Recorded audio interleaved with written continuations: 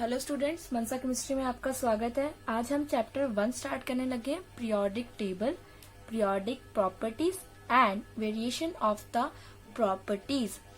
तो सबसे पहले हम पीरियोडिक टेबल के बारे में पढ़ेंगे, उसके बाद उसकी प्रॉपर्टीज पढ़ेंगे। तो पीरियोडिक टेबल में क्या होता है, बेसिकली एलिमेंट्स को अरेंज किया जाता है उनके एटॉमिक नंबर के अकॉर्डिंग। बट कभी हमने सोचा है कि जो पीरियोडिक टेबल ये कैसे बना होगा, कि हमने एक सीरीज बनाई हुई है, hydrogen, helium, lithium, beryllium, boron, carbon, nitrogen, इस वे में हमने इनको अरेंज किया है। बट इसकी हिस्ट्री क्या होगी, कभी आपने सोचा होगा? तो आज मैं आपको पीरियोडिक टेबल माने कि फर्स्ट चैप्टर स्टार्टिंग से शुरू कराऊंगी कि इसका हिस्टोरिकल बैकग्राउंड क्या था, ताकि आपको भी क्या रहे, इजीली याद रहे और आपको ये समझ आए कि पीरियोडिक टेबल की जरूरत क्यों थी, क्यों आपको आज ही रटाया जाता है कि हाँ जी बच्चों ये खोलो और लर्न करना स्टार्ट कर दो। तो आज हम पहले हिस्ट्री पढ़ेंगे थोड़ी सी, उसके बाद हम ये चैप्टर क्या करेंगे, प्रॉपर वे में स्टार्ट करेंगे। तो फर्स्ट, जब 17th सेंचुरी के एंड में सिर्फ साइंटिस्ट के पास 31 एलिमेंट्स नोन थे, कि उनके पास सिर्फ 31 एलिमेंट्स डिस्कवर थे उस टाइम पे, end of 17th century. But 31 elements की प्रॉपर्टीज को याद रखना बहुत ज्यादा क्या था, इजी था। इनके metallic character, non metallic character, electronegativity, ionisation, enthalpy, इन सबको याद रखना बहुत ज्यादा क्या था, इजी था। क्योंकि देखो नॉर्मली आप 30 तक तो एटॉमिक नंबर के अकॉर्डिंग एलिमेंट्स याद कर लेते हो, तो उस टाइम भी वो क्या करते थे, प्रॉपर्टीज को लर्न कर लेते थे इजीली। हालांकि वह वैसे पहले अरेंज नहीं होते जैसे अभी अरेंज है। फिर जैसे ही 18th सेंचुरी स्टार्ट हुई, तो जो एलिमेंट्स की काउंटिंग थी वो 60 अबव हो गई थी। उस समय हमारे पास क्या हो गए थे, 60 अबव एलिमेंट्स हमने डिस्कवर कर दिए थे। तो अब 31 को लर्न करना तो बहुत ज्यादा इजी था, बट 60 एलिमेंट्स को लर्न करना इजी नहीं रहा। 60 एलिमेंट्स को लर्न करना, उनकी प्रॉपर्टी लर्न करना वो इजी नहीं था, क्योंकि उनको पता था कि डिस्कवरी अभी भी चल रही है, तो एलिमेंट्स की जो काउंटिंग है वो भी क्या होगी, इंक्रीज होगी। जैसे आज एट प्रेजेंट 118 एलिमेंट हम फाइंड आउट कर चुके हैं, डिस्कवर कर चुके हैं। उस समय क्या था, सिर्फ 16 एलिमेंट्स थे। तो अब साइंटिस्ट को ये टेंशन हो गई थी कि हम इतने एलिमेंट्स की एक एक प्रॉपर्टीज को लर्न कैसे करेंगे। तो उन्होंने क्या डिसाइड किया, क्यों ना हम कोई ऐसा मेथड लगाए कि हम एक एलिमेंट करें और बाकी 10 उसके क्या हुए, सिमिलर हो जाए। हम एक एलिमेंट्स को देखें और याद करें तो बाकी जो है वो क्या हो जाए, उसके सिमिलर हो जाए। तो उन्होंने एलिमेंट्स को क्या करा, क्लासिफाइड करने का सोचा कि क्यों ना हम उनको मेटल, नॉन मेटल में क्या कर दे, हम क्लासिफाइड कर दें। ठीक है, जो मेटल्स थे उन्होंने वो एक साइड कर दिए, जो नॉन मेटल्स थे उन्होंने एक साइड कर दिए। मेटलॉइड्स उन्होंने क्या करे, मेटलॉइड्स, गैसेस वगैरह वो उन्होंने अलग कर दी। तो यहाँ से जो हमारे पास साइंटिस्ट के पास कॉन्सेप्ट आया, वो आया क्लासिफाइड का। और जब इन्होंने क्लासिफाइड एलिमेंट्स को, ये क्लासिफाइड एलिमेंट्स को जब उन्होंने एक प्रॉपर वे में अरेंज किया, प्रॉपर वे में अरेंज किया, तो हमारे पास क्या बना, एक टेबल। क्या बना, हमारे पास एक टेबल बना। उस टेबल को हमने क्या नेम दिया, पीरियोडिक टेबल। क्या नेम दिया हमने, पीरियोडिक टेबल। और पीरियोडिक का मीन्स भी आपको पता है, जो एक टाइम के बाद क्या होता है, रिपीट होता है। तो हमारे पीरियोडिक टेबल में भी क्या था कि ऐसे ही हर एक टाइम के बाद एलिमेंट की जो प्रॉपर्टीज थी वो क्या होती थी, रिपीट होती थी। जैसे अभी आप देखते हो लिथियम, ठीक है, लिथियम यहाँ से स्टार्ट होता है, ओके, लिथियम यहाँ पे किस पे जाके एंड होता है, ठीक है। इसके बाद कौन सा होता है, सोडियम, और उसके बाद यहाँ पे आता है पोटाशियम, ठीक है। तो आप देखो इनकी प्रॉपर्टीज क्या है, सेम है, क्योंकि ये एक पीरियोडिक के बाद क्या हो रहे हैं, रिपीट हो रहे हैं। तो इसका क्या नाम दिया हमने टेबल का, पीरियोडिक टेबल। तो आई होप आपको ये सारा कॉन्सेप्ट समझ आया होगा कि पीरियोडिक टेबल कहाँ से वर्ड आया और कैसे आया। तो हम अब फर्स्ट साइंटिस्ट के बारे में पढ़ेंगे जिन्होंने क्या करा था, पीरियोडिक टेबल को स्टार्ट किया था। पहले मैं आपको एक बार डॉबिनर ट्रेड पढ़ाने से पहले मैं आपको एलिमेंट्स के बारे में बता दूं। एलिमेंट्स क्या होते हैं? Pure substance. एलिमेंट्स क्या है? Pure substance. अगर मतलब आपने कोई गोल्ड का पीस लिया है, ओके, आपने क्या लिया है? गोल्ड का कोई पीस लिया। गोल्ड का सिंबल क्या होता है? AU। क्या होता है? AU होता है। जब आप उसको ब्रेक करके देखोगे तो इसके अंदर क्या है? सारे एटम जो होंगे वो गोल्ड के ही प्रेजेंट होंगे। तो ये क्या हो गया? एक एलिमेंट हो गया। ये क्या हो गया? एक एलिमेंट हो गया। तो एलिमेंट क्या हो गया? Pure substance. Pure substance mean जो एक ही टाइप के एटम से बना हो, उसको हम क्या बोलते हैं? एलिमेंट। चलिए हम स्टार्ट करते हैं नेक्स्ट अपना डॉबिनर ट्रेड। तो जो हमारे फर्स्ट साइंटिस्ट थे डॉबिनर, जिन्होंने क्लासिफिकेशन के बारे में सोचा और उस मेथड को थोड़ा आगे लेके गए, तो वो थे हमारे डॉबिनर, जो एक जर्मन केमिस्ट थे और इन्होंने 1817 में लॉ ऑफ ट्रेड निकाला था। क्या निकाला था? Law of trade. ट्रेड का मतलब था grouping of 3 elements. Grouping of 3 elements कि इन्होंने एक 3 एलिमेंट्स को एक ग्रुप में डिवाइड करा, जिसको उन्होंने क्या नेम दिया? ट्रेड दिया। जैसे कि लिथियम, सोडियम एंड पोटाशियम। उन्होंने इनकी क्या कर दी? ग्रुपिंग कर दी और इनको नाम दे दिया ट्रेड 1। वैसे उन्होंने एक ग्रुप और बनाया जिसमें उन्होंने कैल्शियम, स्ट्रोंशियम एंड बेरियम को रखा और उसको भी क्या नेम दे दिया? एक सेकेंड ट्रेड का। ऐसे इन्होंने एक और बनाया, बट ऐसे ही ज्यादा ग्रुपिंग नहीं कर पाए। तो डॉबिनर के अकॉर्डिंग वो कहते थे जो सेंटर वाले एलिमेंट्स का मास होगा, एटॉमिक मास, और उसकी क्या होंगी? प्रॉपर्टीज होंगी, वो ट्रेड में जो भी फर्स्ट और थर्ड एलिमेंट है उसके क्या होगी? एवरेज होगी। देखो फर्स्ट में कौन पड़ा है? लिथियम। थर्ड में कौन पड़ा है? पोटाशियम। तो जो सोडियम की प्रॉपर्टीज होगी वो फर्स्ट और थर्ड वाले की क्या होगी? एवरेज होगी। तो फर्स्ट कौन है हमारा? लिथियम। फर्स्ट क्या हमारा? लिथियम। एंड थर्ड कौन सा हमारा ट्रेड में? पोटाशियम। तो हम इसका क्या निकालेंगे? एवरेज निकालेंगे एटॉमिक मासेस की। तो लिथियम का एटॉमिक मास कितना होता है? 7 एंड पोटाशियम का कितना होता है? 39। तो हमने इसका एवरेज निकालने पे हमारा कितना है? 23। तो जो सोडियम का एटॉमिक मास था वो कितना था? 23। तो ये तो हो गया फर्स्ट ट्रेड, ठीक है। सेकंड भी सेम ऐसे ही था। हमने क्या करा? कैल्शियम का एटॉमिक मास लिया एंड बेरियम का एटॉमिक मास लिया, उसका एवरेज निकाला, तो हमारे पास स्ट्रोंशियम का एटॉमिक मास आया था जो कि है हमारा 88.5, जो कि हमारा 88.5।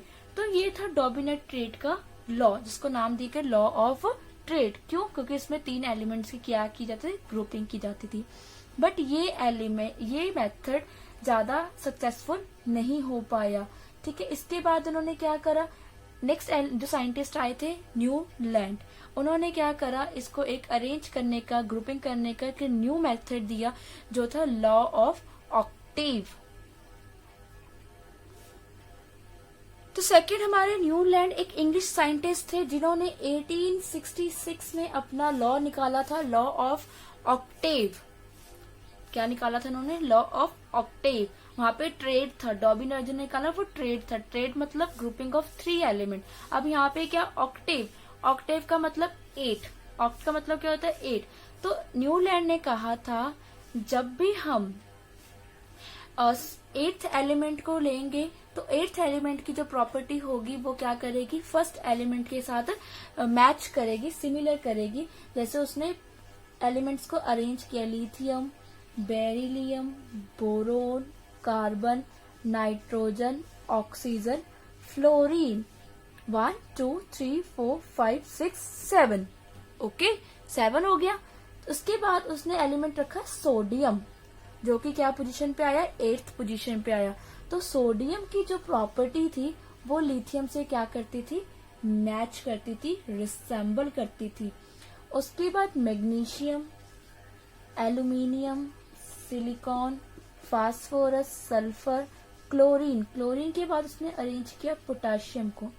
अब पोटाशियम की प्रॉपर्टी भी किससे मैच कर रही है? सोडियम से।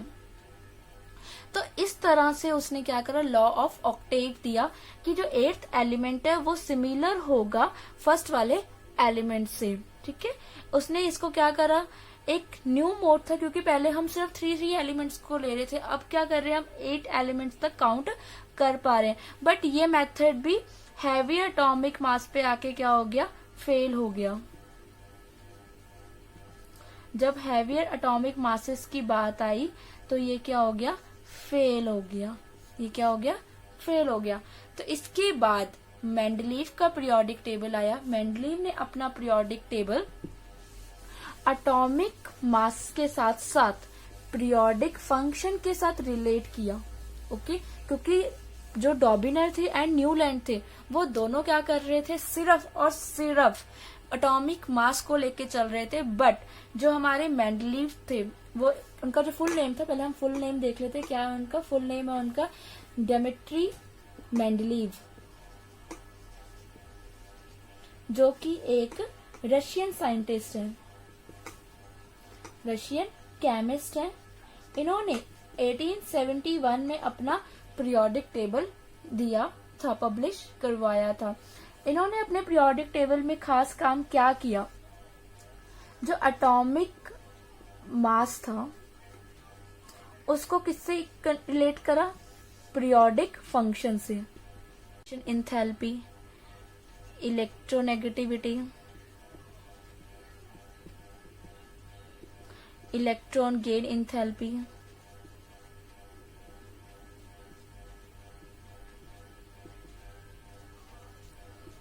Next atomic, metallic and non metallic character. तो ये सारे क्या थे, पीरियोडिक एटॉमिक मास के साथ रिलेट करा और अपना क्या निकाला, पीरियोडिक टेबल निकाला। बट मेंडलीव के पीरियोडिक टेबल में भी क्या थे, कुछ डिफेक्ट्स थे।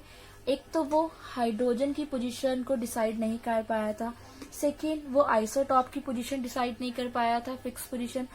थर्ड, वो पीरियोडिसिटी का कॉज नहीं बताया पाया था कि जो ये रिपीटिशन आ रही है प्रॉपर्टीज में, कि हम हमेशा कहते हैं कि सोडियम की जो प्रॉपर्टी है वो लिथियम से मैच कर रही है, तो वो क्यों कर रही है, ऐसा कोई भी उसने रीजन नहीं बताया था।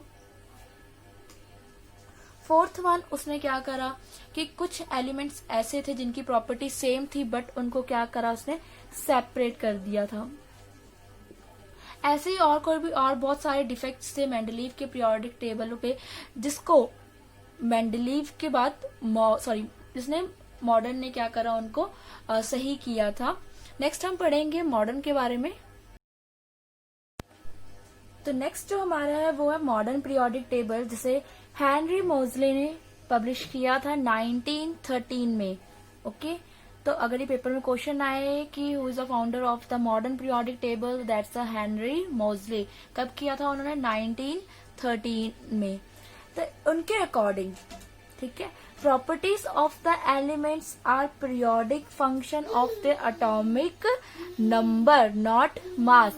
मेंडलीव तो जो था वो क्या था, एटॉमिक मास के लिए मास पे साथ रिलेट किया था पीरियोडिक फंक्शन को। बट जो मॉडर्न थे उन्होंने क्या करा, एटॉमिक नंबर के साथ पीरियोडिक फंक्शन को क्या करा, रिलेट करा।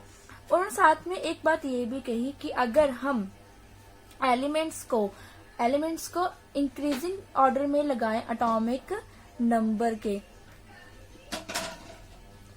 तो एलिमेंट्स की जो प्रॉपर्टीज है, एलिमेंट्स की जो क्या है प्रॉपर्टीज है, वो क्या होगी, रिपीट होगी। वो क्या होगी, रिपीट होगी एक रेगुलर इंटरवल ऑफ टाइम के बाद। कि एक टाइम ऐसा आएगा जब ये प्रॉपर्टी क्या होनी हो जाएगी, रिपीट होना शुरू हो जाएगी। तो मैं आपको मॉडर्न का पीरियोडिक टेबल दिखाती हूँ, उससे आपको काफी हद तक क्लैरिफिकेशन हो जाएगी इन सब चीजों की। तो स्टूडेंट्स, ये है हमारा पीरियोडिक टेबल, जिसको हेनरी मोजले ने पब्लिश किया था और मेंडलीव के टेबल को आगे फर्दर किया था। ओके, तो इस पीरियोडिक टेबल में 18 वर्टिकल्स लाइंस हैं, जिसको हम क्या बोलते हैं, ग्रुप्स। क्या बोलते हैं, ग्रुप। ये जो लाइन है ना 18 ऐसे आपको दिख रही है, इनको हम क्या बोलते हैं, ग्रुप। ओके, 18 कितने हैं ये, 18। 7 पीरियड है, पीरियड मीन्स हॉरिजेंटल लाइंस। ठीक है, जैसे 1, second period, third period, fourth period, fifth, six and 7th period. ये क्या है, 7 पीरियड्स हैं। Okay, 18 groups. तो आपका पेपर में क्वेश्चन आए व्हाट इज द ग्रुप, तो आप कह सकते हो vertical lines are called group and horizontal lines are periods। तो इस पीरियोडिक टेबल में जो एलिमेंट्स अरेंज किए गए हैं वो अटोमिक नंबर के अकॉर्डिंग अरेंज किए गए हैं। जैसे hydrogen, okay, hydrogen atomic number 1, helium atomic number 2, lithium atomic number 3, beryllium atomic number 4, 5 क्या, boron 6, carbon 7, nitrogen, oxygen, fluorine, neon 10, 11 क्या है, सोडियम, 12 क्या है, मैग्नीशियम। ओके, तो ये क्या है, एक एटॉमिक नंबर के इंक्रीजिंग ऑर्डर में इनको रखा गया है। तो आपको बता दूं पीरियोडिक टेबल में 4 ब्लॉक्स है। फर्स्ट ब्लॉक ये है S block, this is the D block and this is the P block. और ये जो लास्ट में निकाला गया है एक्टिनॉइड एंड लेंथेनॉइड सीरीज निकाली गई है, इसको हम बोलते हैं एफ ब्लॉक। सो क्या बोलते हैं हम, एफ ब्लॉक। ये लेंथेनॉइड एंड एक्टिनॉइड की सीरीज यहीं से स्टार्ट हो जाती है, ठीक है। 57 के बाद 57 से लेकर 71 तक जो है हमारे एफ ब्लॉक एलिमेंट्स हैं। आगे 89 से लेकर 103 तक हमारा क्या है, एफ ब्लॉक है। जो हमारे second lithium, beryllium, boron, carbon, nitrogen, oxygen, fluorine, neon second period के मेंबर हैं, इनको हम क्या बोलते हैं, ब्रिज एलिमेंट। और जो थर्ड वाले हैं उनको हम बोलते हैं normal elements.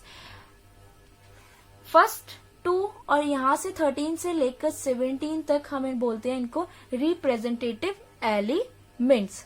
Okay, representative elements. बीच वालों को हम बोलते हैं ट्रांजिशन मेटल। क्या बोलते हैं, transition metal. And last one है हमारा नोबल गैसेस, नोबल गैसेस। अब इनको डी ब्लॉक को हम बोलते हैं ट्रांजिशन एलिमेंट्स। क्यों, क्योंकि यहाँ से मेटल जो ये पहला फर्स्ट होता है उसको बोलते हैं अल्कली, सेकंड क्या होता है, अल्कलाइन अर्थ मेटल। तो ये मेटल से धीरे स्लोली यहाँ से ट्रांसमिट होते हैं नॉन मेटल्स में। नॉन मेटल्स में क्या होते हैं, ये कन्वर्ट होते हैं। तो हम डी ब्लॉक को नेम देते हैं ट्रांजिशन मेटल और एफ ब्लॉक को बोलते हैं इनर ट्रांजिशन मेटल, क्योंकि ये इसके भी ज्यादा क्या है, ज्यादा डीप है, तो इनको बोलते हैं इनर ट्रांजिशन एलिमेंट। 18 को हमने क्या नेम दिया था, नोबल गैसेस। 17 ग्रुप को हम बोलते हैं हेलोजन। ओके, 17 ब्लॉक को हम क्या बोलते हैं, हेलोजन। तो ये सारी बातें थी आपको जो याद रखनी है मॉडर्न पीरियोडिक टेबल में, कि जो वर्टिकल लाइंस हैं उसको हम क्या बोलते हैं, ग्रुप, और जो हॉरिजेंटल लाइंस है उनको हम पीरियड बोलते हैं। 18 ग्रुप है, 7 पीरियड है। इस साइड आपके कौन पड़े हैं, मेटल्स, इस साइड क्या नॉन मेटल्स एंड गैसेस पड़ी हैं, और बीच में आपके क्या ट्रांजिशन मेटल। एस ब्लॉक और पी ब्लॉक को हम रिप्रेजेंटेटिव एलिमेंट्स भी बोलते हैं। तो आज का हमारा ये चैप्टर यहीं पे फिनिश होता है, पार्ट 1। अगर आपको ये वीडियो अच्छी लगी हो तो प्लीज लाइक करें, मेरे चैनल को सब्सक्राइब करें एंड इसको शेयर करना मत भूलें। अगर आपको ये अच्छी लगी हो तभी ये तीनों चीजें करें, अगर नहीं लगी हो तो मत करें। अगर आप इसको डिसलाइक करके भी जाओगे तो प्लीज कमेंट्स में इसकी रीजन लिख के जाना, कि ताकि मैं नेक्स्ट टाइम वो चीज को इम्प्रूव कर सकूं। Thank you and have a nice day. Bye bye.